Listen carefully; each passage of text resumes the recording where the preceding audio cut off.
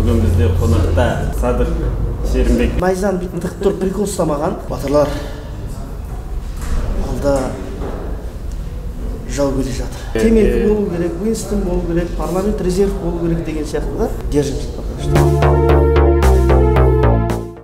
Саламатсыздар ма достар?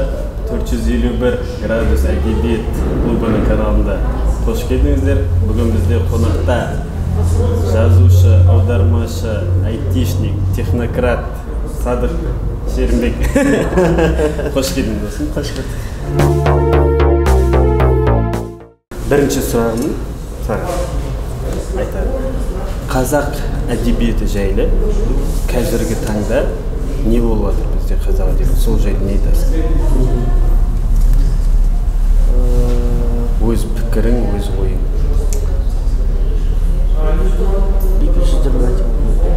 Жоқ, сразу.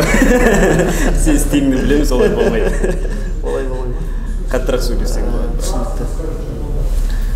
Қазіргі қазақ әдебиеті әсіресе жастар үлкен буынға тиіспеймін. Үлкен буын өзінің аурасы бар, өзінің аудиториясы бар.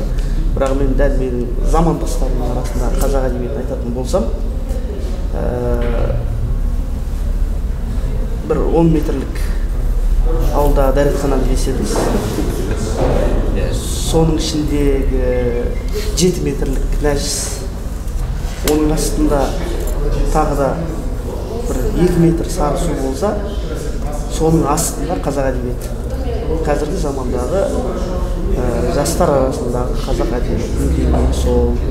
Ол жас жазушылардың арасындағы ма, әлде жалпы сен жастардың құрметтеуін айтып отырсың? Жоқ, құрметтеуін де айтып отырмын. Жалпы жастардың әдебиет жасап жатқан жастардың да жағдайын айтып отырмын. Ол неге байланысты? Жоқ, жастардың арасында, в принципе, әдебиетті құрметтеуге байланысты проблема жоқ. Бірақ жастар өздерінің заманындағы әдебиетті білмейді. Мысалға. Ал дәл мысалға нені алатын болсақ, қазіргі жас жазушыларды алатын болсақ, ерте қартайып кеткен да. Неге?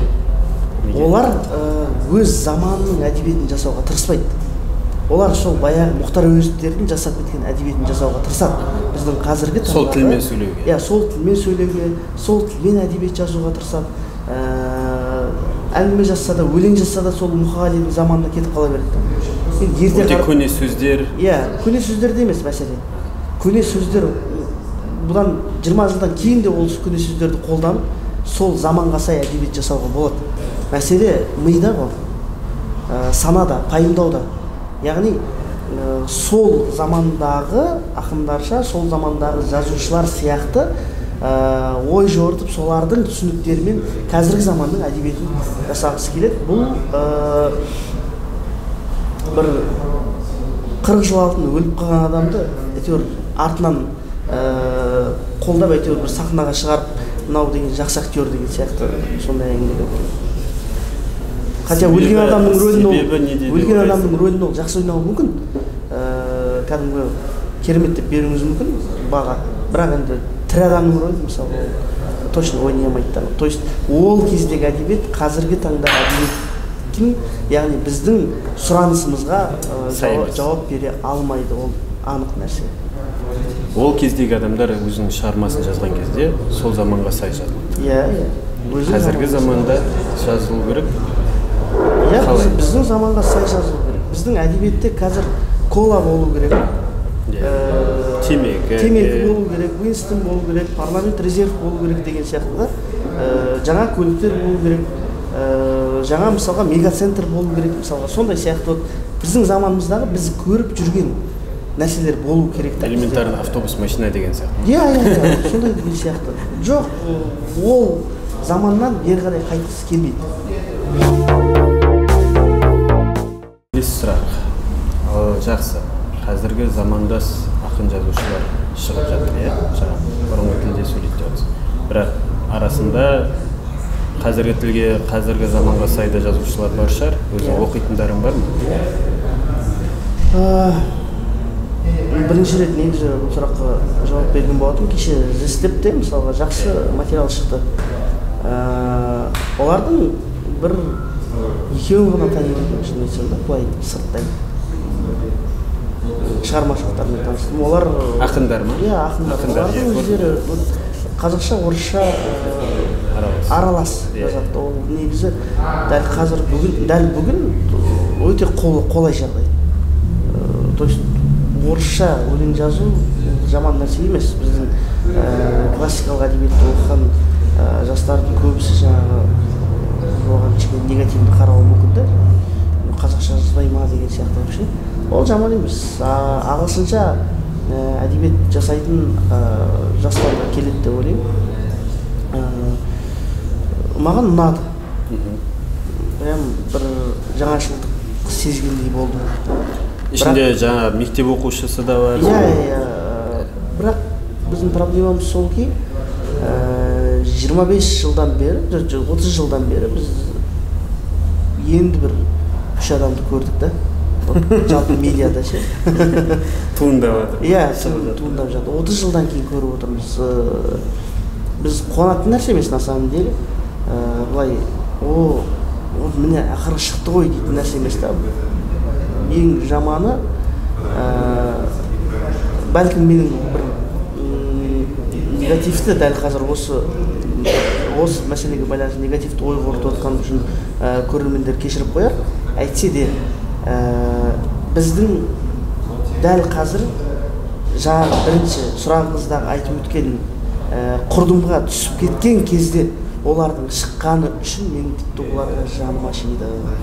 Себеп олар бізді ол құрдымнан құтқара алмайды. Сол үшін олар босқа жүректері жаралы болып қалады бір жағынан. Жанып кетеді. Иә. Ал егер ондай адамдар көбірек шықса, мүмкін дәл қазіргі қоғамдық құрылымға, қоғамдық санаға қарап отырып, көп шыға қою екіталай деп ойлаймын. Бізге қазақтарға саналық төңкеріс керек. Кәдімгі революция керек біздің санамызға. Онсыз жай ғана бір әдеттегі қалыпты, тұрақты жағдай, салиқалы саясаттың өзінің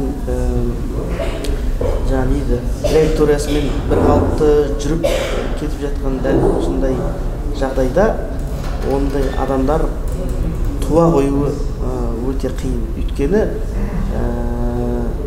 бір фильмде мынандай фраза болады тұғын: экстраординарлы уақыттар экстраординарлы адамдарды тудырады дейді. Дүниеге келеді. Ондай заман өмірімізде болып тұрған жоқ қазір. Сен шығармашылығыңа тоқталсақ, сен қай жастан бастап жазуды бастадың? Мен жазуды 2-ші сыныптан бастадым, қателеспесем. Әліппені қалай аяқтадым, солай бірден бастадым. Сондай ұлы адаммын деген. Ең алғашқы өлең, қателеспесем, туған жер яки ана туралы. Кез келген кішкентай бала, ол әрбір оқушы үй тапсырмасы дегендей. Бірақ бір қызығы ол маған үй тапсырмасы болған жоқ. Жай ғана өзім солай шығарғым келді. Бірақ енді дәл қайсысы екені есімнен шығып тұр. Бірақ сол екеуінен біреу деп ойлаймын. Бірақ менің нақты есімде қалғаны сол кездегі шығармашылықтан белгілі бір деңгейде Ақкептер деген өлең болу керек. Оның өзі сол кезде былай меніңше 2-ші класс болуы мүмкін. Кәдімгі үйде, біздің үйдің төбесіне өте көп кептерлер неғылатын еді, қонақтайтын еді. Сол кезде мынандай жағдай болды. Бір кептер жерге құлағанда, кәдімгі мына көкірегі осы жерден кәдімгі қанап жерге құлаған.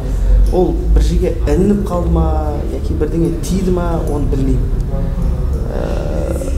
Бірақ мен ана кептерге қатты жаным ашыды. Сондағысы кептердің жанын сол кездің өзінде бір абстракциялы түрде бір өзіме жақын тарттым ба, сондай болды да. туыстық деген. туыстық бір өте жақын, то есть жақыннан да бір жақын сияқты болып кетті да. И бір миға сондай бір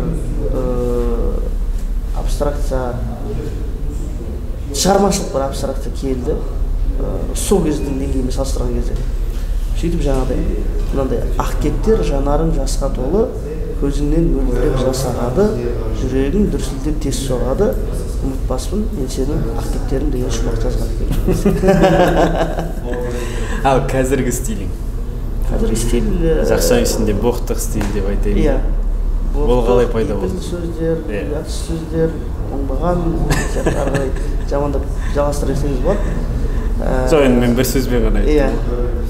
2016 жыл болу керек, қателеспесем, Кореяда жүрген. Кореядан күнде бір білім алу үшін барғаннан кейін әртүрлі компаниялар көресің, Samsung-ға барып көресің, Кореядағы BTC-ге барып көресіз, жаңағыдай биткоин орталыққа барып көресіз. Одан кейін жалпы тех-центрлері бар, одан кейін жаңағыдай COEX деген эксибишн орталық бар. Соның қастарында болдым да, өзім Samsung-да онда тұрдым. Құдайдың құтты күні кәдімгі бір жаңалық көресің да, жерге барып. Кәдімгі керемет еді. Бір күн бардым, мектептегі технологиялар айтып жатыр. Вот кітапты аласыздағы, кітапты ашып, жаңағы ешқандай аппарат бар, соның кітапты мысалға параграфын қойған кезде, мына кітаптың бетіндегі нәрсенің барлығын мына жерде экранға проекция беріп шығарады. Ол проекция беретін ештеңе емес. Проекция беретіндігі былай тұрсын, кәдімгідей бала соны кәдімгі былай манипуляция шын ашып, кәдімгі ойнай алады да, яғни бір танымдық түрде өте керемет. Екіншісі, мысалға бір қауіпсіздік мәселесінде, гаджеттердің көрмелері, енді күнде бір жаңалық көріп жүрмін. Әйтседе, кешке келесің үйге, келгеннен кейін Фейсбукты ашасың. Фейсбукты ашып, қазақтарда не болып жатыр екен деп іздеген кезде қарайсың, соны қарап, біздің мынау ұлтымызға жат нәрсе мынау, қазақ қыздар деген мынандай болу керек, сұмдық оңбағандар, не істеп жүрсіңдер. Короче, бұрынғы нәрселер әлі тұрдысың, ештеңе өзгермеген. 5 жыл, 10 жыл алдын қандай тақырып, 10 жыл алдын қандай тақырып болатын болса, бізде жылда өзгермейтін өз белгілі бір тақырыптар болады. То есть біреу жаңағыдай Шыңғысханды қазақ, оның ішінде жаңағыдай тағы бір рудан деп дәлелдейді. Иисусты қазақ деп жатыр. Иә, Иисус Христос қазақ болып кетті. Біздің қырғыз бауырларымыз жаңағыдай адам ата қазақ деп бірақ шығарғайды, бізде қалыспайды дейміз жалпы кісілерден. Сондай абсурдтарды көре беріп, шынымды айтсам, менде бір үлкен жарылыс болды да. Кәдімгі осы жерін пейт етіп жүрген да, прям қой болып кетті. Ол кезде де пейт дейміз. Енді сол ызаң әлі тарамай жүр ғой, да? Ызаң сол кездегі пайда болғаныңызда әлі тарамай жүр ма? Жоқ, негізі тарап кетті. Меніңше, мен қазір енді шетте жүрген кезде, шетте оқып келген, болып келген адамдардың жалпы синдромы деген болады. Елге қайтып келген кезде көп нәрсені қабылдай алмайсыз. Оны қарапайым мысалмен былай түсіндірейікші. Мысалға, сіз енді отбасылы адамсыз ғой, жердегі оператор жігіттердің біраз квартирада тұратын шығар да. Жігіттермен квартирада тұрасыздар. Пәтерде пәтер жалдап тұрып жатырсыздар. Бір 6 адам пәтерде тұрасыздар да, 2 бөлмелі пәтерде. Яки 3 бөлмелі, әрмашылы. Түнде ұйықтайсыздар, есік жауып, терезені жауып. Түнмен ұйықтайсыздардағы таңертең тұрған кездегі ана жерде атмосфераны айтып жеткізу мүмкін емес. Ауасын. Бірақ сіз сол жерде ұйықтап жатқан адам ол жердегі ауаның жаман екенін сезбейсіз. Сырттан келмейінше. Бір адам сыртқа дүкенге барып, қайттан үйге кірген кезде ол түсінеді. Не болып жатыр бұл жерде? Аш терезені ойбай, қалай жатсыңдар мына жерде деп та. және біздің қоғамның бір минусы сол терезені ашып ауаны тазартқысы келіп жатқан адамдарды біздің қоғам терезеге жеткізіп жамандап шығады да, терезеге жеткізбей жатқызып сен деген осы нені бірге көруім керек деген сияқты. Яғни біз мына іште отырып біз өзіміздің жаман нәрселерімізден жиіркенбей жаман үйреніп алғанбыз да негізі. Ал меніңше қазіргі жастардың сыртқа шыққысы келетіндеріне, сыртқа шығып қайтып жатқандарына мен өз басым ризамын. Бұл түбінде белгілі бір бізді игілікке алып келуі мүмкін. Алып келеді деп айтамайын, бірақ алып келуі мүмкін, сондай мүмкіншілік бар. Яғни ол синдромның жаңағыдай сыртта оқып келген адам синдромының или сыртқы басқа мәдениетті көріп келген адам синдромының мейлінше көбірек болған дұрыс. Оның өзі де бірақ өзінің кетіп қалып қойып жатқан жақтар да көп. Ондайлар көп. Қазір именно жастардың арасында кетіп қалып қойып жатыр. Өте көп. Менің өзімнің қанша таныстарым уже Еуропада жұмыс істейді, Америкада жұмыс істейді. Өзімізді мысалға шақырып жатыр. Держимся пока что. Кеткіміз келмейді дейсің. Енді мен білуімше бірінші кітабың 100. Ол не жайлы қысқаша? Және неге атың өзгеріп кетті болды? Абсурд пен сарказмға оралған азырақ шындық деп аталады кітаптың анықтамасы. Біздің қоғамдағы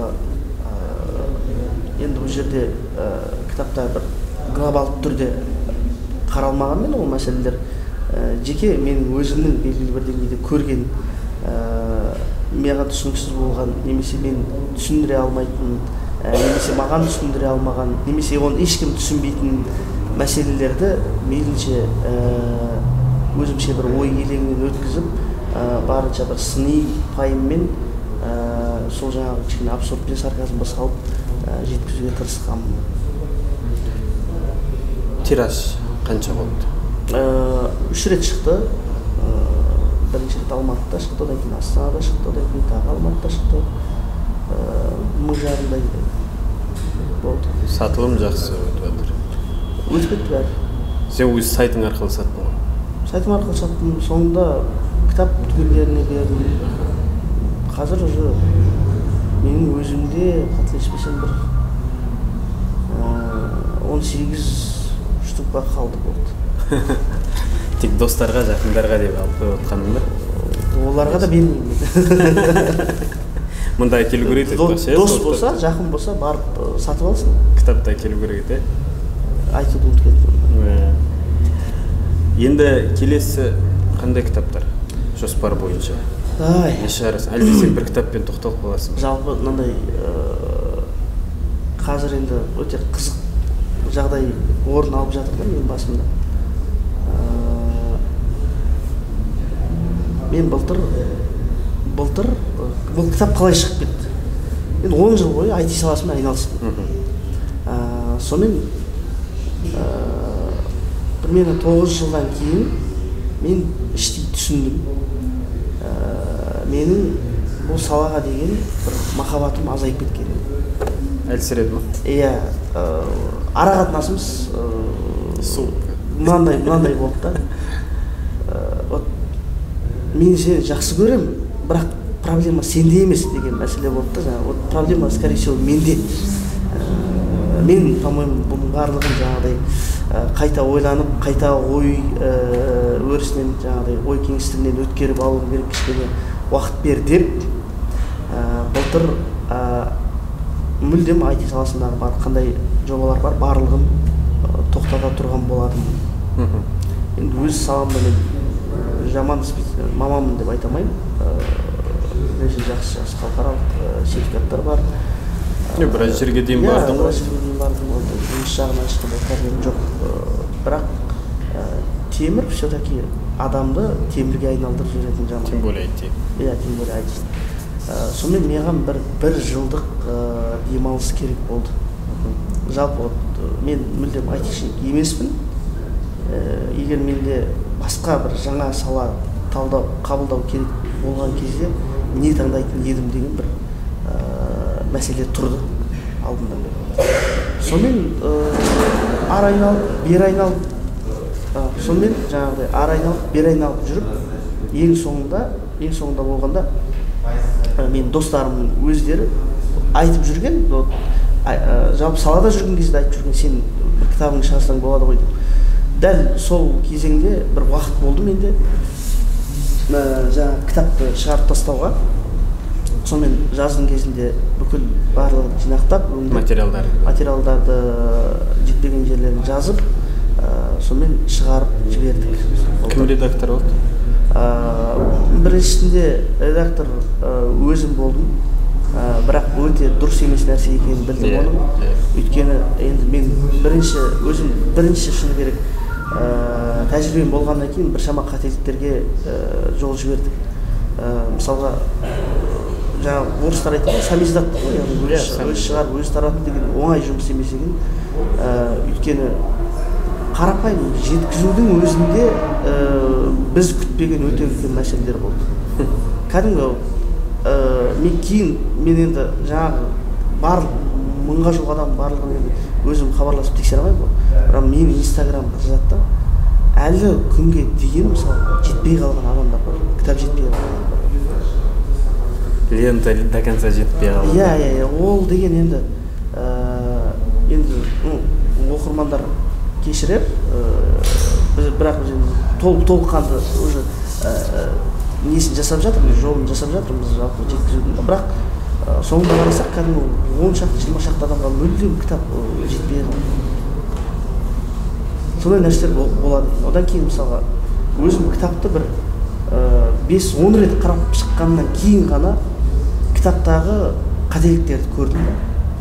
Енді ол көзің үйреніп қалады да, сырт адам көрген жақсы. Сол жаман екен. Сонымен жаңағы корректор, редактор деген нәрселер өте маңызды екенін түсініп, сол үшінші баспа жасаған кезде сол корректордың барлығын түзеп тағы да шығардық. Оның ішінде де дұрысы бар, бұрысы бар. Редактировать ететін адам ол жалпы білу керек. Жақсы. Сен қосымша аудармамен де айналысасың. Қанша тіл білесің? Қазір мысалға мен қазақ, орыс, ағылшын, түрік, одан кейін жаңа менің атамнан қалған шағатай тілі бір керемет сөйлеп кетпесем де жаңағы, бірақ оны жақсы түсінемін, яғни белгілі бір ой жеткізіп, мен сөйлеуден гөрі өте жақсы түсінемін. Одан кейін мысалға қазір енді араб тілім бар, бастапқы деңгейлерді деп айта алайын, қатты мықты деп айтсам бір асылып болып кетер. Одан кейін урду өте қызық, Үндістанда жүрген кезде біраз қызығып, біраз танысатын мүмкіншілік болды, өте жақсы уақыт болды. Енді баяғыда оқып жүрген кезде малай тілдерін, енді менде тілге деген бір жақсы жері қабілет өте жақсы. Егер мысалға менен саған жаңағыдай берілген дарын не ол десе, мен өлең шығару емес, жаңағыдай жазушылық емес, бір техникаға деген қабілет емес, яки бір жаңағыдай образдар жасап шығаруға деген қабілетті емес, дәл осы тілге деген қабілетті, икемдікті мен дарымын деп айта аламын. Өйткені бір мүлдем қиындық тудырған емес та, мен бір жерде бір тіпті 2-3 ай болған кезде бір бастапқы деңгейде сөйлеп кету өте оңай. Одан кейін бір академический жаңағыдай материалдарды алып, былай қарап кейін кете бересіз. Қазір мысалы қанша тіл білесің десе, өзім дәл нақты санын айта алмаймын. Жақсы, аударма көптеген еңбектерді аударма жасайды. Аудармашының рөлі өте жоғары. Себебі көптеген шығармалар, элементарный Гарри Поттер, не айтайық, әртүрлі версиялар бар, аудармасының. И адамдар таңдайды. Себебі біреуінікі даже персонаждардың аттарын дұрыс қоймаған. Сен аударма жасаған кезде не нәрсеге көңіл аударасың? Саған команда керек па или өзің жеткілікті ба? Мен біріншіден мен өзім рухын түсіне алатын нәрселерді ғана аударамын. Иә, ішіне кіру керексің ғой. Мағынасын сырттай аудару мүмкін емес. Мысалға, мен енді негізі аударатым шығыс әдебиеті ғой. Иә. Мысалға, не үшін орыстардың Омар Хайямы маған ұнамайды? Ол өте жеңіл. Өте жеңіл. Упрощенный дейді ғой. Өте жеңіл біріншіден. Одан кейін орыстардың Омар Хайямы оқыған кезде ол алғаш қызғұмар сол ғана бір философ алғаш деп айтайықшы, бір басқа бір одан кеңірек образ таппайсың да ол жерден. Ал Омарды шығыс тілде оқыған кезде ол мүлдем басқаша.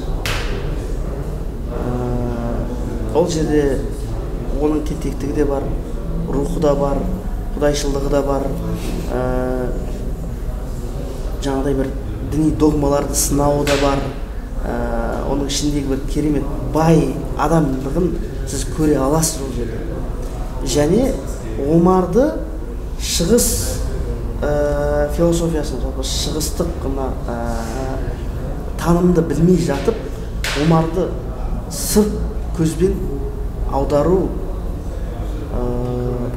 әдебиет саласындағы ең үлкен күнә деп атайтын. Ішіне кіріп шықпай? Иә. Соны өмір сүрмей? Иә, соны білмей жатып, соны сезінбей жатып аудару ең үлкен күнә. Әдебиетшілерге арналған жұмақ пен тозақ болатын болса, ол жақтың тозағында біріншіден тәуелсіз Қазақстанда жүріп социалистік кезеңдегі әдебиетті жазғысы келетін жазушылар түссе ең тереңіне, одан кейінгі бөлімінде сол жаңағы өздері түсінбей шығыс әдебиетін аударғысы келетіндер түседі деп ойлаймын. Жақсы, шығыс әдебиет. Мысалға, менде бізде магазиннен көп батыс әдебиетін сұрайды. Жаңағы жасөспірімдік әдебиеттен бастап үлкен әдебиеттерге дейін. Орысша атын айтады, қазақшасы бар ма дейді. Бізде мысалға шығыс әдебиет бізге жақындау ойынша. Батыс әдебиеті мен ойымша совсем аударылмайтын сияқты. Сізге айтайын, дәл қазіргі Қазақстандағы аударма мәселесінде айтайын, бізде жалпы батыс әдебиетті аудармайды қазір, шығыс әдебиетті аудармайды. Яғни іздеу мағынасыз да қазір. Шығыс әдебиетінде, мысалға қарапайым қарайтын болсақ, шығыс әдебиетінде қазір аударатын ештеңе жоқ. Ештеңе қалмады. Иә, қалмаған. Олардың өздерінде әдеби тоқырау. Ол ескі мысалға Омарларды қанша бітпейтін жаңағыдай бұлақ деп айтқанымызбен, ол да азаяды, ол да тоқтайды. Оны үнемі аудара алмайсың.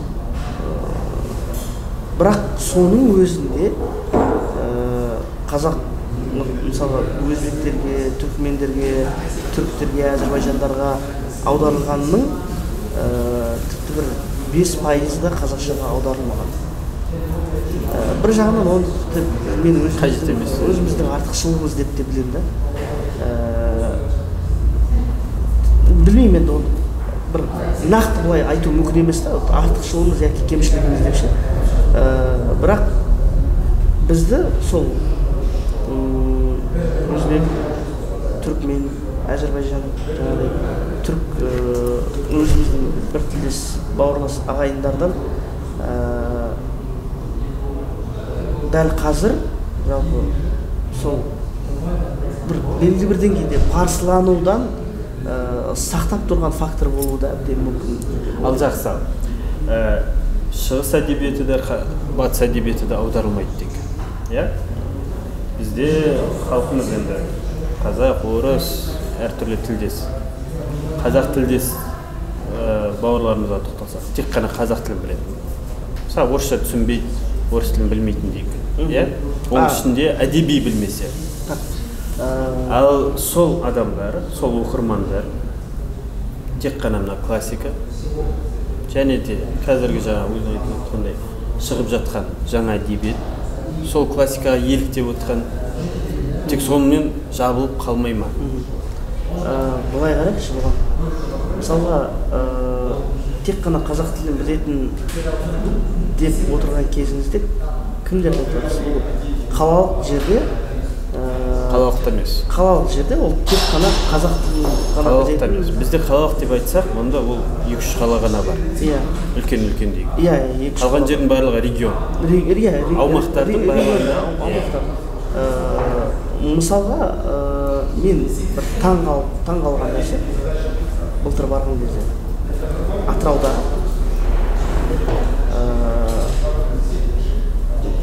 қазақ тілді қала ғой.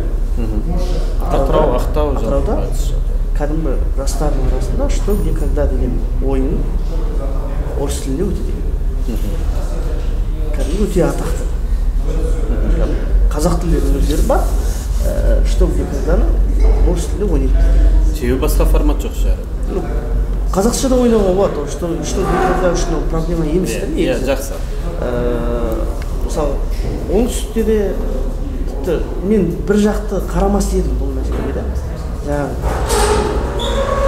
Қалған аумақтарда басқа тілде оқымайды деген нәрсеге, енді басқа тілде оқымайтын болса, онда меломандар менің ойымша жауап қалатын еді. Бірақ бізде қазір, по крайней мере, кітаптар, орысша кітаптар бар, және орыс тілінде әдебиет оқылады. Инстаграмда, неде, Фейсбукта көресің посттар. Мысалға, біреу обращение орысша жазса, оның астында неге қазақша жазбайсың? Подъездге кірсем, объявление орысша тұрса, неге қазақша емес? Сондай жаңа түсінсе де түсінбеген болатын сондай. Ол сонда бір жалған патриоттық па, или шын патриоттық па? Білесіз ба? Ол жерде де мысалға, тіпті сұрайтын адамдарға, ол дәл солай былай, өзінің бір тілдік құқығын сұрайтын адамдарға жалпы әлеуметтік зерттеу жасалған жоқ та. Сондықтан бір жақты айта алмайсыз. Мысалға, тілді неге қазақша емес деп жүргендердің барлығы сауатсыз деп айтсаң, ол анық қате болады. Жоқ, ол түсінікті. Олар білімді адам деп айтсаң да, ол да қате болады. Сондай бір екі жақты. Өйткені аралас. Өйткені бізде менің түсінгенім жалпы тілге, жерге деген махаббат ол адамның білімі, әлеуметтік жағдайына мүлдем қарамай деген да. Егер сіз тілді, мысалға, қазақ тілін неге қазақша жоқ деп сұрау, егер орыс тілді кейбір қоғам үшін мәнбеттік болып есептелінетін болса, тіпті Гарвардты бітіріп келген жақсы жерде жұмыс істейтін қазақ жігіт жаңағы мәселеге бетпе-бет жолыққан кезде мәнбетке айнала салуы бір-ақ секунд. Маска ма? Яғни ол маска деп айтамын, просто бұл іштегі мәселе. Ол мен жасырмаймын, ол менде де болып қалады ол нәрсе. Мысалға, қазақ қыздан бірдеңе деп жауап бер. Мен өзім мынандай адаммын да. Орысша айтқан кезде по умолчанию қазақша калкалық аудармамен үнсіз келісілген жағдайда мен қазақша сөйлеймін. Қазақша кез келген жағдайда дүкенге барсам да, яки заправкаға барсам да қазақша айтамын. Ол жердегі мысалға маған орысша айтса, кей жағдайда мысалға орысша айтуға тырысамын, бірақ қарап бір түрлі тонмен мысалға егер орысша сөйлеуімді яки сұрайтын болса, мен іштей ішімнен оған қасарсам. Ол не нәрсе сонда? Оны сіз түсіндіре алмайсыз. Оны бір адам ішінде бір қалып қойған салуға болмайды. Оны бір нақты мынандай деп қалыпқа салуға болмайды да ол нәрсе. Өйткені біріншіден біз әлі өзімізді толыққанды тауып үлгерген жоқпыз ұлт ретінде. Сондықтан біз әлі күнге дейін іздеп жатырмыз біз өзімізді. Ол іздеу барысында көптеген мәдени, жалпы адами, бір рухани конфликттерге жолығып жатырмыз. Бірақ осы процестің соңы белгілі бір деңгейде біз өзімізді табуға, өзімізді анықтауға алып келеді. Бірақ сол алып келгенге дейін осындай Туретте синдромдары болып тұрады деп ойлаймын. Түсінікті. Жалпы кейде осы біздің қазақ тілдес, орыс тілдес қауым бір екі бөлек әлем сияқты болып кетеді. Осындай кезде.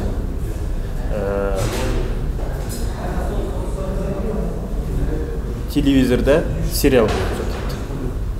Қазақ тілінде. Енді түсінеміз ғой, мысалы өмірде таза қазақша біз сөйлемейтінімізді, әдеби андай неме. Неге мысалға сол даже телевидение өзі сол бір өмірдегідей қылып көрсетуге тырыспайды екен? Қазіргі уақыттағы біздің жалпы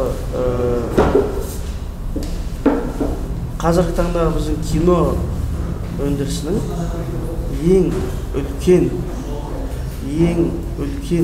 үлкен кәдімгі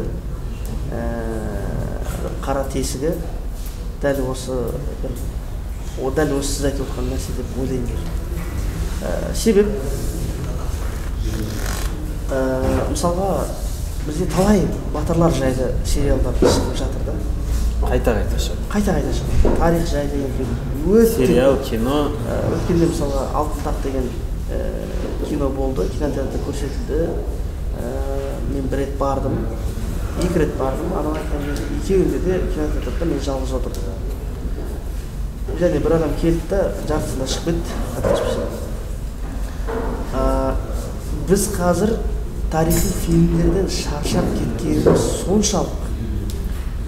Көшпенділерден басталды, содан тоқталмай жатыр. Афишасына да қарау уже біздің жаңағыдай көзді шаршатып жібереді. Біз тарихтан шаршаған жоқпыз мәселе. Біз батырлар алда жау келе жатыр.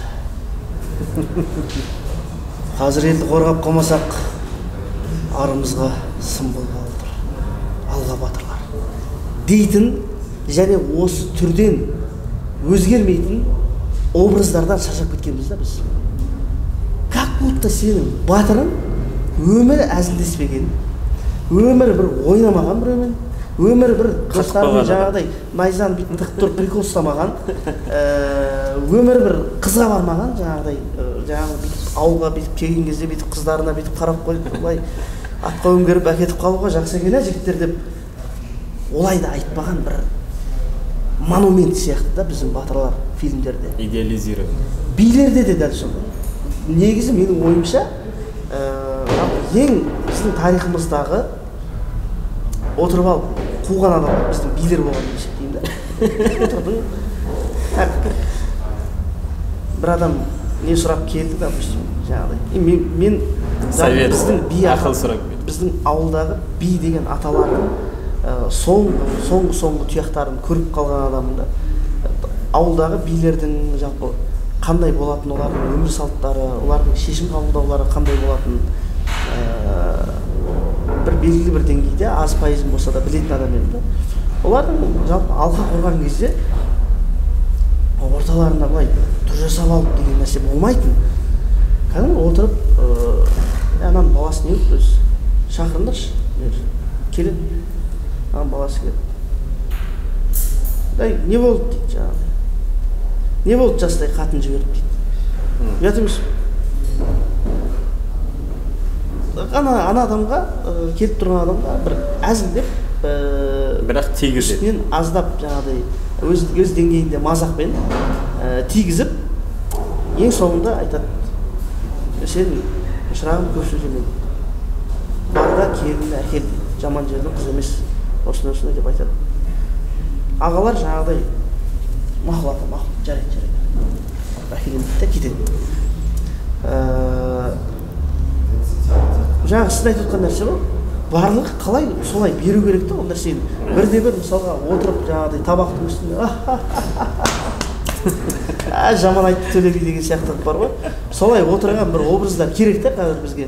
Шамалы расслабить еткізу керек. Иә, расслабить етіп, өзіңде бір арқаң жеңілдеп көргің керек та ол фильмді, бірақ өйтіп көре алмайсың да біздің фильмдерді кәдімгідей. Мен түсінгенім, екі ғана жанр бар сияқты да? Ол исторический, либо комедия. Той комедия. Той комедия деп айтамыз. Сондай екі жанр. Жанр дағдарыс, яғни ол не деген сөз, жалпы әдебиет дамымаған жерде жалпы сондай бір абсурдтар болады бәрібір. Өйткені қазір мысалға біздің жазушылар не дейді, бізге деген мемлекет қолдау жасамайды дейді. Қазақ әдебиетіне мүлдем көңіл бөлініп жатқан жоқ, анау мынау дейді. Қолдау жасап. Сен неге өзіңді коммерциализациямайсың да, яғни жазушысың ба, бар да сценарий жаз фильмдерге. Ақша тап. Иә, ақша тап. Бізде Қазақстанда сценарий деген жағын арзан емес негізінде. Өлең жаз. Ең құрығанда тойға өлең жаз. Қазіргі мына кімдердің жазушылардың алып жүрген айлықтарынан сценаристердің айлықтары кем дегенде 3 есе көп. Иә, ода тұрған, мысалға қазір енді жақсы. Сен кітабың мыңнан астам данасы өтіп кетті, тираж. Ол ненің арқасында деп ойлайсың? Сен осы кезге дейін ғаламторда, Инстаграмда, Фейсбукта өзіңді көрсеткен арқасында ма? Әлде өткен сен шығармаңды біреу естіп, анау көріп оқып, досына айтып, сондай мен айтсам, ол жерде дәл осының нақты жауабын білмейді екен. Егер менің интернеттегі бәлкім бір феномен белгілі бір деңгейде жақшаның ішінде феномен деп алсақ, өзім емес, жаңағыдай мен жасаған бір прототипін, сол образды бір жаңағыдай жақшаның ішінде феномен деп алатын болсақ, бәлкім сол бұл жерде рөлденіп кетті ма, білмеймін. Менің ойымша, жалпы менің өзімнің бір ішкі ойым, объективті көзқарасым жай ғана адамдарға, оқырмандарға жаңа нәрсе керек болды. Өйткені баяғыда бір мынандай бір тәмсілмен, мысалмен айтып берсем, Мұса пайғамбар еврейлерді перғауынның жаңағыдай құлдығынан азат етіп, бүкіл яхуди қауымын жаңағыдай шөлге әкеледі да, сол жерде 40 жыл бойы жүреді ғой жаңағыдай. Өйткені халықтың санасы құлдықтан айығу керек дейді да. Тазару керек. Тазару керек дейді. Буын алмасу керек, жаңару керек дейді. Оларға күнде аспаннан жұмақтың тағамдары түседі да. Соның өзінде де олар басқа бөдене түседі, жаңағыдай анау түседі, мынау түседі, енді керемет тағамдардың барлығын беріп жатыр. Аспандан шөлде олардың именно басына бұлт қойып қойған көлеңкі болсын деп. Бір күні яхудилер келеді да Мұсаға. Негізі Мұса дейді да, жақсы, рахмет дейді. Жағдайым жасап жатсың, Құдайыңа да рахмет, өзіңе де рахмет. Бірақ бір пияз бар ма дейді, пияз бар ма? Осы шаршап кеттік мына бөденеден дейді да жаңа. Пияз, баклажан деген сияқты болды. Тауықтың еті деген сияқты просто қарапайым тамақ жейікші біз дейді да жаңа. Сағындық біз ананы дейді да. Қазіргі әдебиеттің жағдайы да примерно сол еврейлердің жағдайына келеді екен да қарап тұрсам. Әбден бір жұмақтың ар жақтағы тағамдарын жеп жаңағыдай идеальный әдебиеттегі идеалды өмірді әбден сіңіріп шаршаған да. Қазір жай ғана бір басқа бірдеңе бар ма? Өйткені мен мынандай жағдай болды да. Еттен шығып кеттім дейді ғой. Француз үйіне бардым да бір рет. Жаңағыдай қызыма сыйлық алу керек болды. Біраз сонымен жүрмін да жерде. Ананы ішіп көріп жатырмын, мынаны ішіп көріп жатырмын. Соңында мұрным ес сезбей қалады да. Мүлдем мынаны сезем, вроде бірдей сияқты. Мынаны ішкем, вроде бірдей сияқты да. Мынаны ішкем, мынаны екеуі бірдей болсын. Сіз уже мұрныңыз ес сезбей қалды дейді да. Сонымен жарайды, потом бір айналып келем дедім. Сыртқа шықтым, кәдімгі ауа бар ғой, просто ауадан рахаттандым ғой ананың иісінен ше. Жоқ, ондай кезде кофе беретін еді ғой. Кофе езген. Кофе бермейді, келесіде ескертіп кофе бересіз деді. Сол кезде беріп өтті. Бәлкім мен солай деймін.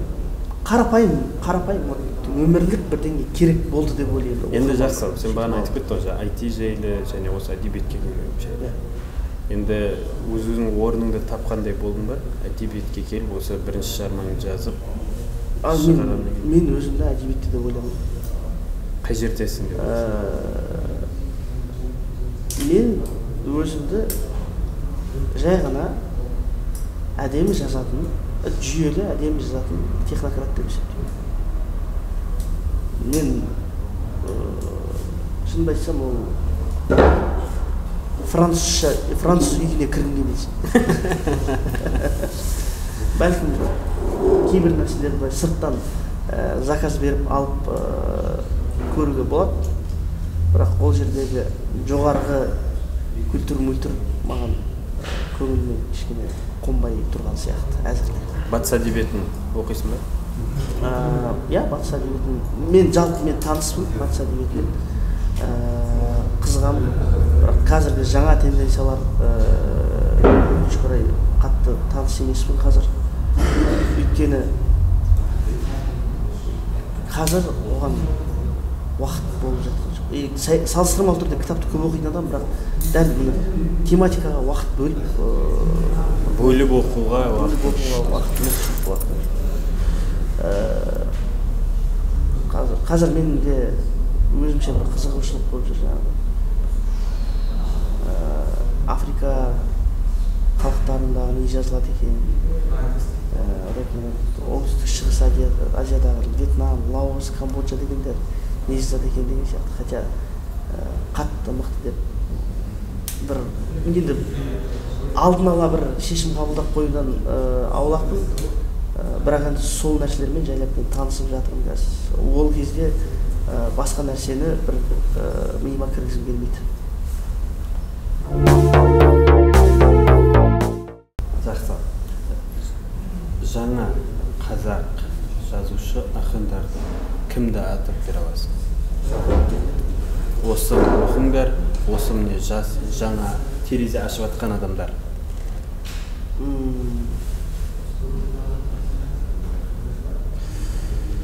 Білесіз ба?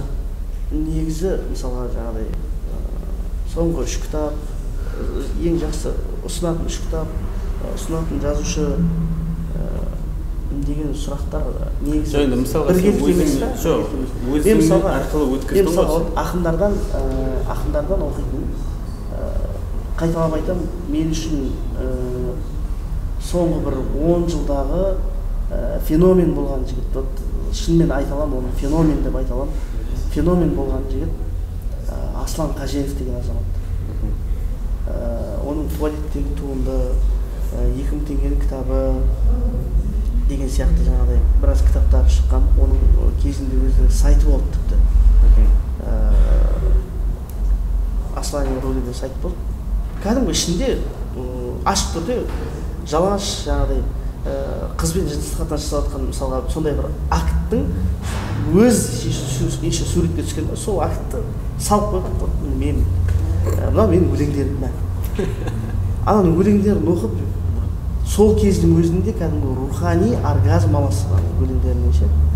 Өйткені өте бір бөлек ойланатын жігіт еді. Сол үшін мен феномен деп айта отырмын. Өзімен өмірде кездеспеген оны. Қазір қайда? Өзімен өмірде сөйлеспеген. 24 кезек деген каналда журналист болып жұмыс істейді. Өмірінің енді сондай бір қара дағы бар. Әрине әзіл талантты журналист деп есептеймін, бірақ мен оны ақын ретінде шынында да таныдым. Аслан Қаженовті міндетті түрде оқу керек деп айта аламын. Қалғанын енді бөліп жармай ақ қояйын. Ертең мен шынымен әдемі әдебиет жасап жүрген, мықты әдебиет жасап жүрген достарым бар. Олар ертең жаңағыдай біз айтпадың деп қалуы мүмкін да. Сондықтан мен мүлдем өзім танымайтын бір адамды айтайын. Аслан Қаженов мықты. Жазушылардан? Жазушылардан былай айтайыншы, енді қалыптасып қойғандарды емес, қалыптасып жатқан бір-екі жас жігіттер пайда болып келе жатыр. Айтсам, жас жігіттерді айтсам, Марғұлан Ахан деген азамат бар. Мен өзімнің әріптесім ол жігіт. Бір жобада жұмыс істейміз. Сол жігіттің жазып жатқан соңғы Нобель сыйлығы деген кітабы бар. Жалпы мәтінін әлі толық оқыған жоқпын. Жазып жатыр, әлі шыққан. Таныстым, бірақ шығармашылығымен таныстым. Шығармашылығымен таныстым. Мен Марғұланнан өте биік үміт күтемін. Және оның былтыр одан кейін ол нені алды, алтын тобылғы сыйлығын алды президенттің. Балалар әдебиеті бойынша қатысып, бұл өте маңызды деп есептеймін. Өйткені қазір Қазақстанда балалар әдебиеті бойынша жазылып жатқан тым жоқ. Ән де жоқ, фильм де жоқ, мультфильм де жоқ, кітап та жоқ. Ол өте пайдасы болатын нәрсе ғой. Мысалға, адам баласының қалыптасуына детский литература деген өте міндетті нәрсе, фундамент құрастыру. Одан кейін маған Мейіржан Жылқыбай деген бір жігіт бар. Ол өзі әйтеуір еңбектеніп, мен айтып отырмын, жаңағы мен прям филология факультетінде кәдімгі әдебиетші мамандығында оқыған адамдарды оларды айтып жатқан жоқпын. Жай халықтан. Өздерімен өздері не жасаған адамдарды. Соған келіп, бір санасы соны қабылдап, одан кейін әрекет жасап жатқандарды айтатын да. Самородки. Иә, кейін мысалға біз тоже Тілек Рысбек деген жігіт бар. Оның ақ өлеңдері маған қатты ұнайды, шынымды айтсам. Енді оның ақ өлеңдерін сау адам түсіне алмайды. Мен сау күйімде оны талай рет оқуға тырыстым, түсінгендей болдым. Түсіндім, жақсы екен, мықты екен Тілек деп мақтадым. Көзінше сау кезінде енді өтірігім үшін кешірсін.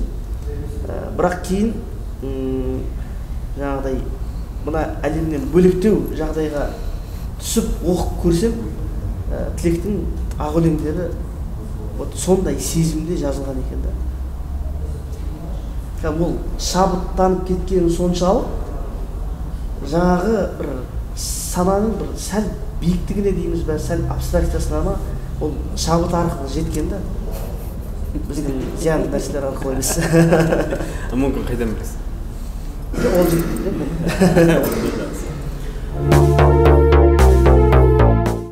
Жалпы адам қалыптасуына, сен өзіңнің қалыптасуына классика оқыдың ғой? Қазақ әдебиетін. Мен мектеп программасынан бастап кішкене кезімде былай болды, менің атам шағатай тілі маманы болды. Мен атам қинап оқытты. Мен кішкене кезімде ол кітап оқытты, қалаған жоқпын. Енді сізге ашығын айтып отырмын да. Мен жастайымнан кітап оқуға құмар болдым деп ондай биография. Кітап отырды. Ондай биография айтқым келмейді. Мені кәдімгі атам отырғызып, пештің қасында кәдімгі шылықты былай қойып қояды, солай оқытты кәдімгі. Және аяған жоқ. Атам кеткен кезде үйден шығып кеттім ғой, қайттан кәдімгі шылықпен үйге кіретін да. Ана кітапты кәдімгі жылап отырып, ойнатпайды мен жұрттың баласы ана жерде ойнап жатады да, біздің үйдің қасында стадион бар деп. Доп теуіп жатады. Әй, тек мына жаққа. Садық қайда деп жатыр. Деп кітап оқып жатасың да.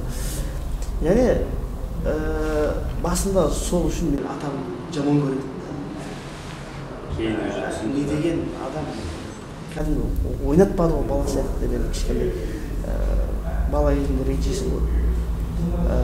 Бірақ кейін былай ойлап қарасам, менің атам негізі гений адам болған екен да. өйткені белгілі бір деңгейде жаңағыдай ойбай қазір батыстық немен қарайтын болсақ, формамен қарайтын болсақ, балалардың еркіндігі, балалар оларға сананың еркіндігін беру керек, анау керек, мынау керек деп жатады да жаңағы. Ол тұрғыдан да мен қабылдамайтын тұстарым бар да. Бала ол ақымақ болады, оны сен белгілі бір бәрібір неге салып отыруың керек, жүнге салып отыруың керек та жаңағы. Енді өзі тауып алатын болса, алда далаға домалатып жібер. Иә, малдың арасын домалатып жібер, ал өзін тауып алсын, мысалы көресің. Жоқ, ол бағыт беріп жағынан дұрыс. Мысалға, мынаны көрсетесің. Соның ішінде қайсысын таңдайды, уже қайсысына ілімі бар, соны жаймендеп уже сол жағын беріп отыр. Бірақ мен мына нәрсені түсіндім да,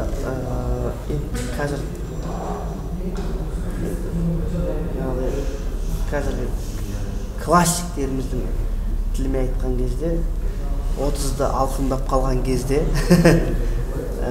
алқымдап қалдық па? Иә, 30-да алқымдап қалған кезде мынаны түсіндім да.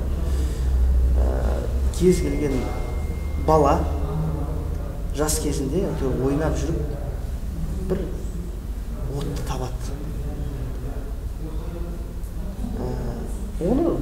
Ол отты алады да, жақсы екен, қызығады, алады да, бір жүрегіне салып қояды. Ол от любой балаға келеді да ол.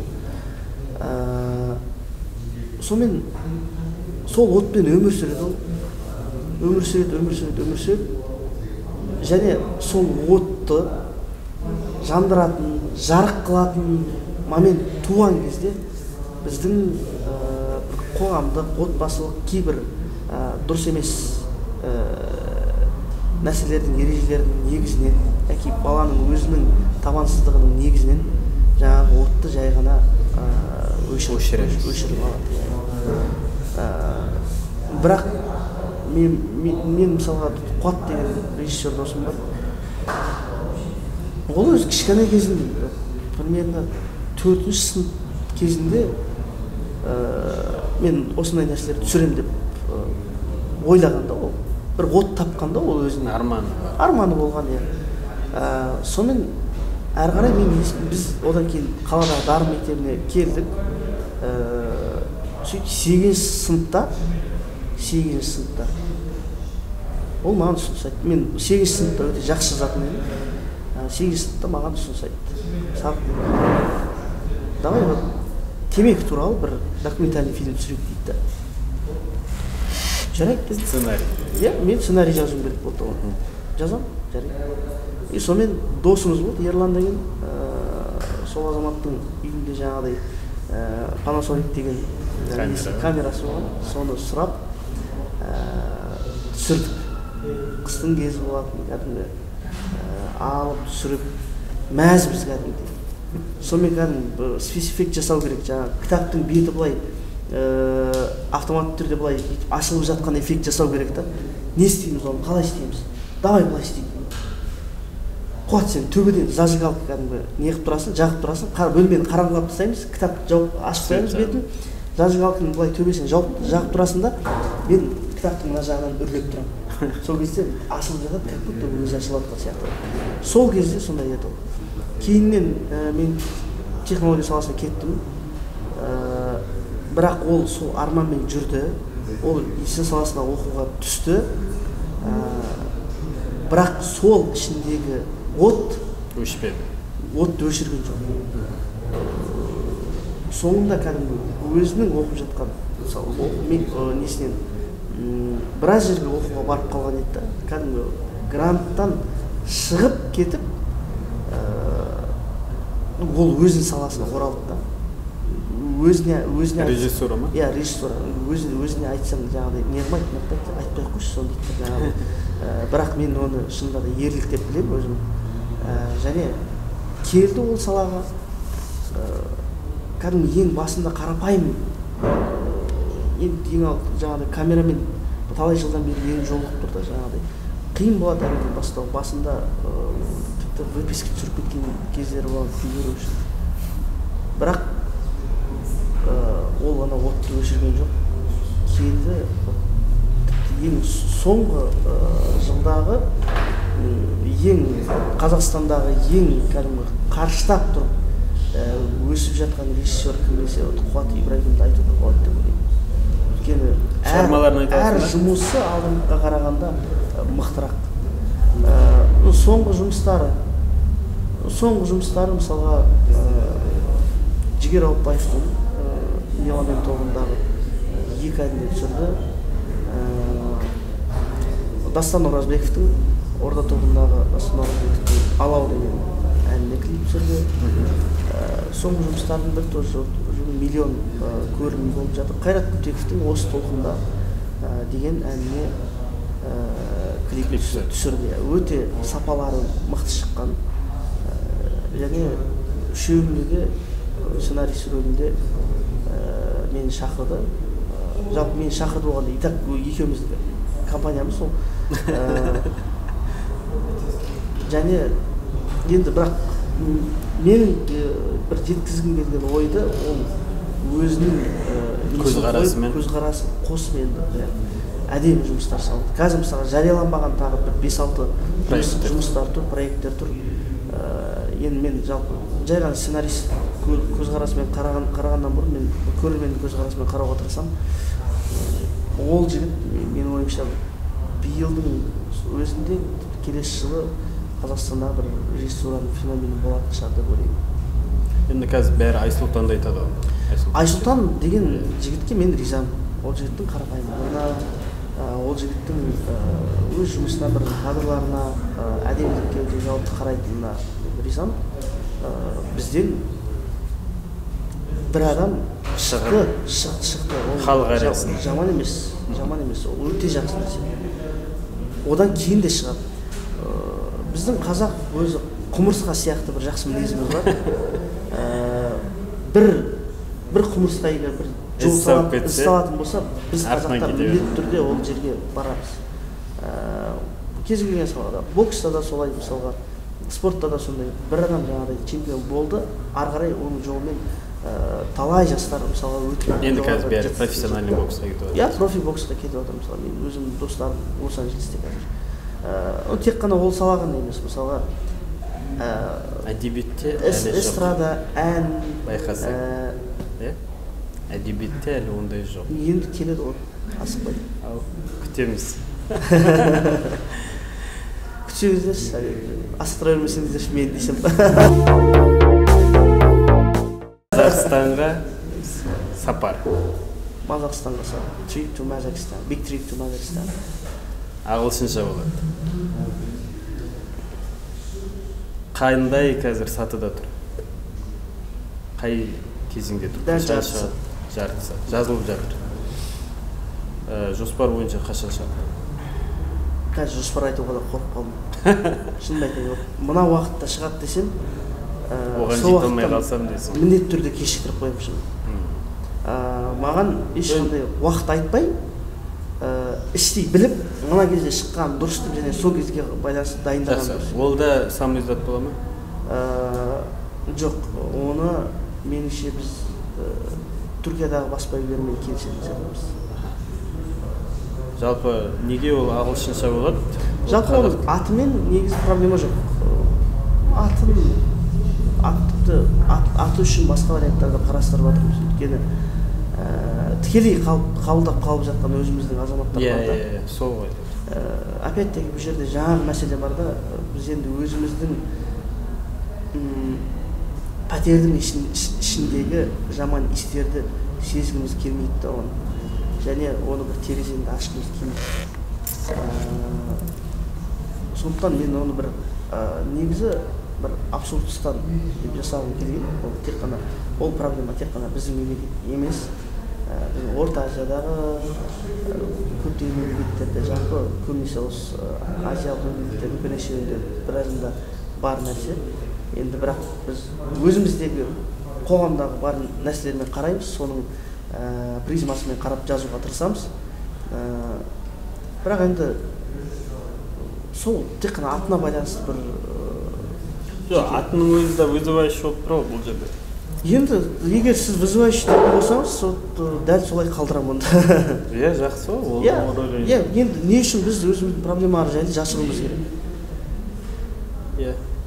Былай айтады да жаңағыдай, біздің өзіміздің ішіміздегі проблема, оны жаңағыдай сыртқа айтып, қалай ол проблема сыртқа айтылмаған, сырттағылар просто қарап күліп отыр да, былайша артын ашып. Енді хотя бы ішімізде бір адам шықсын, жаңағыдай жоқ, жаңағы батысқа қарап жаңағыдай жоқ, ондай проблема жоқ бізде, сендер дұрыс түсініп жатқан жоқсыңдар, сендер енді қате түсініп жатсыңдар, сендердің ойларың кішкене бөлектеу ғой деп, андай оны қанша жасыруға, менталитет басқа дей бергеннен, иә, біз деп біреу шығу керек деп.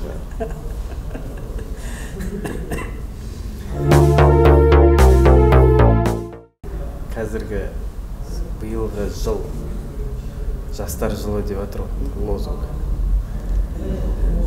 Ол не нәрсе әкеледі деп ойлайсың? Или тоже просто лозунг болып қала ма?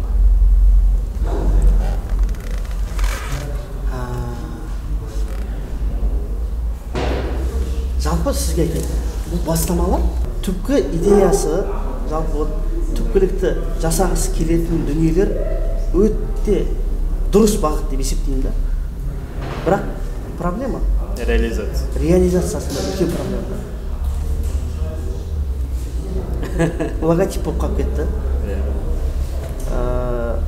Жаңағыдай президенттің 100 нақты қадам деген бағдарламасы болған, 4 институттық бағыт деген сияқты көптеген нелер болды. Бірақ барлығы да ұран деңгейінде ғана қалмайды. Лозунг деп айтып отырғанымыз сол ұран. Иә, биыл жастар жылы деп жатырмыз. Биыл мен жастарға істеліп жатқан, жастардың бір аурасын, жастардың ойын, жастардың санасын, жастардың тұрмыс тіршілігін бір зерттеп, оларға не керектігін қарап жатқан бір ұйым немесе бастаманы көрген жоқпын. Және жылдың соңына дейін оны көремін деп ойламаймын да. Біз сол баяғы концерт, тойдың деңгейінде шектелеміз бұл мәселеде. Әйтеуір бір семинарларға барып, блокнотпен ручка алып, кофе брейкінен бір пирожный жеп, жалпы жақсы кездесу болды, мықты нәрселер талқыладық. Осындай нәрсе алдағы уақытта кездесіп тұрайық. Жалпы алдағы уақытта келесі жылдары, келесі уақыттар кездесіп тұрайық деген деп ұсыныспен біткен Қазақстандағы кез келген форум, конференция, іс-шара ол келесіде ол болмайды ол. Сол күнде қалып кетеді. Одноразово. Иә, одноразово. Өйткені өмір сүру салтымыз сондай одноразово. Қоғамдық сана сондай одноразово кеткен. Бізді алдау оңай, бізбен манипуляция жасау оңай. Кез келген фейк ақпаратқа біз сене саламыз. Кез келген жаңағыдай сәл жарқырап қалған нәрсе жаңағыдай біздің назарымызды ол тез аударады. Ақпараттық сайттардағы мысалға пәленшенің арты ашылып ұятқа қалды, пәленшенің мынамен сүйісіп не қылып түсті деген сияқты жаңағы сондай мысалға жаңалықтар шықса, біздің халық көбелек сияқты жаңағы жарық тұрған нәрсе көп ұмытылады. Күйіп жататын жерді содан. Күйіп құлайды.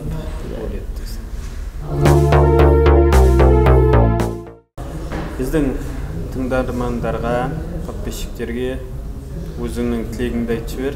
Және осымен аяқтайық. Ал жерге сізде енді сіздің мысалға мен энтузиазмыңызға сізде енді білетініме бірнеше жыл болды. Дәл бір досымыздың жаңағыдай тойынан кейін есептеп қойған ғой. Сіздің энтузиазмыңызға мен ризамын. Сізден мақтап жатқан жоқпын, жалпы бір ризашылығымды білдіріп кете кетейін. Мен есімде жалпы жоба бір рет жабылудың алдында қалып, одан кейін қайттан бір жаңа деммен бастау, одан кейін ары қарай жалғасып, қазіргі таңда өзінің жалғасын тауып жатқанымен тыңдармандарыңыздан, көрермендеріңізден, жалпы оқырмандарыңыздан байланысты, соларға байланысты тілейтін адал көрермендеріңіз көп болсын. Иә, өйткені бірінші кезекте енді сол адамның бір несін жоғалтпай тұратын нәрсе. Жалпы контент жасаған кезде сіздің жаңағы энтузиазмды бір жоғалтпай тұратын нәрсе бірінші кезекте солардың қолдауы да. Және олар көбірек қолдаған кезде сізге де кәдімгідей бір қайттан жасауға. Енді адам екі жағдайда тояды да ол. Бірінші жаңағыдай кәдімгі тамақпен қарын тойса, екінші жаңағыдай жақсы лебізден бір көңілін тойып қалады да жаңағы. Екеуінің де прям ол эффекті бірдей да жаңағы бір тиын таппай жүрген болуыңыз мүмкін, бірақ көңіліңіз тойған кезде сіз оны ары қарай жалғастыра бересіз. Сондықтан жалпы бастамасы бұндай жобалар бізде былай айтпай ақ қояйыншы, таза сіздің өзіңізді ойлап айтып жатқанда бұндай жобалар көп болсын дейтін болсам бір өтірік болып ол нәрсенің жаңағы копиясын көбейте бергеннің бір мағынасын түсінбеймін да. Сондықтан былай айтайын сізге, сіздің жобаңыз кең болсын, бүкіл елдің аумағын көптеген жастарды қамтыған маңызды нәрселерді шешетін бір сондай, және ең басты міндет мына жастарды буынды болашақ мына нәрсеге әдем баулып отыратын сондай бір үлкен жобаға айналуына тілектеспін. Қазіргі миссиясы да өзінің керек деңгейінде жақсы атқарып жатыр деп ойлаймын. Үлкен рахмет тілектеріңе, интервью бергеніңе, осындай жақсы әңгіме жүргізгеніңізге қуаныштымын. Келесіде кездесіп тұрайық. Рахмет.